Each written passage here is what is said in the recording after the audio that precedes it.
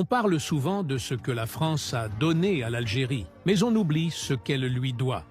Écoutez. Que la facture de ce que l'Algérie coûte à la France s'élève à plus de 9 milliards d'euros par an. 684 milliards d'euros. C'est le montant estimé de la dette française envers l'Algérie. Un chiffre avancé par l'historien Abdelkrim Bajadja, ancien directeur des Archives nationales. Retour en 1830. Les troupes françaises prennent Alger. Le général de Bourmont télégraphie à Paris. Les biens de la régence d'Alger sont saisis. Dans la cale du navire le Marengo, 13,2 millions de francs or, puis encore 11,5 millions. Et ce n'était que le début.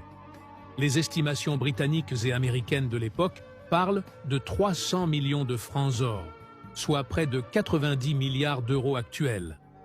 En ajoutant 132 ans de colonisation et les intérêts accumulés, la dette grimpe à 684 milliards d'euros. Une richesse volée, une mémoire effacée, une vérité qui dérange. Et si on ajoute les massacres, les millions de vies détruites et les essais nucléaires dans le désert, aucun chiffre ne suffira jamais.